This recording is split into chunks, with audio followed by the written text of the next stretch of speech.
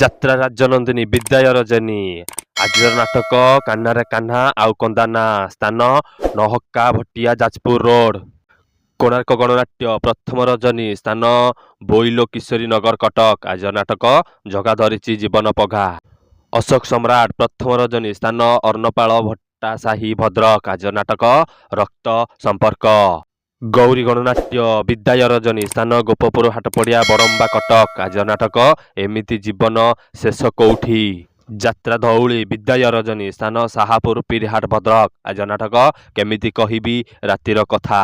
ସ୍ୱପ୍ନମହଲ ଚତୁର୍ଥ ରଜନୀ। ସ୍ଥାନ ଜଗନ୍ନାଥପୁର ନିକେରେଇ କେନ୍ଦ୍ରାପଡ଼ା। ଆଜିର ନାଟକ ମେଘ ସବାରିରେ ବରଷା ରାଣୀ।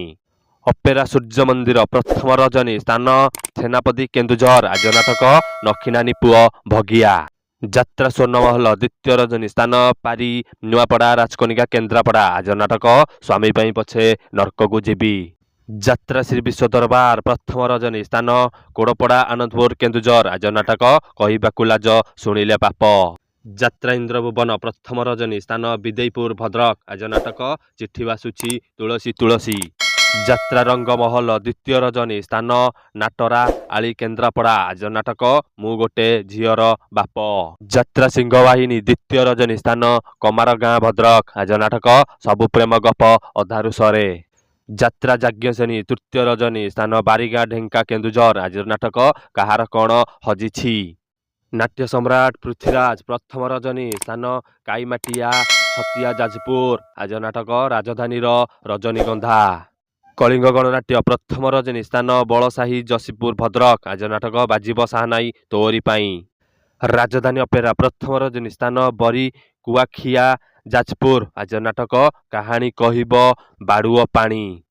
ଯାତ୍ରା ସମ୍ରାଟ ଶିବାନୀ ଗଣନାଟ୍ୟ ଚତୁର୍ଥ ରଜନୀ। ସ୍ଥାନ ରାହାମା ମକରମେଳା ତାଳପଡ଼ା ଜଗତସିଂହପୁର। ଆଜିର ନାଟକ ହାଁ କୃଷ୍ଣ ବୋଲି ଯାଉ ଯିବ। ଯାତ୍ରା ଦୁର୍ଗା ମନ୍ଦିର ଚତୁର୍ଥ ରଜନୀ। ସ୍ଥାନ ହଟିଆପଡ଼ା ଆଳି କେନ୍ଦ୍ରାପଡ଼ା। ଆଜିର ନାଟକ ସ୍ୱାମୀ ଖୋଜିବାକୁ ସ୍ୱର୍ଗକୁ ଯିବି। ତୁଳସୀ ଗଣନାଟ୍ୟ ପଞ୍ଚମ ରଜନୀ। ସ୍ଥାନ ଓଳାଶୁଣୀ ମେଳା ଯାଜପୁର। ଆଜିର ନାଟକ ଅଧା ରାତିର ସାଥୀ।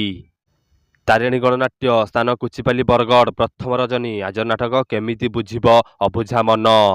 ଦର୍ଶକ ବନ୍ଧୁ କୌଣସି କାରଣବଶତଃ ଯଦି ଯାତ୍ରା କମିଟି ପରିବର୍ତ୍ତନ ବନ୍ଦ ରୁହେ କିମ୍ବା ନାଟ୍ୟ ପରିବର୍ତ୍ତନ ବନ୍ଦ ରୁହେ ତାହେଲେ ଆମେ କମେଣ୍ଟ ମାଧ୍ୟମରେ ପିନ୍ କରିଦେବୁ।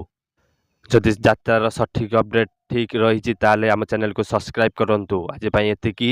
ଜୟ ଜଗନ୍ନାଥ।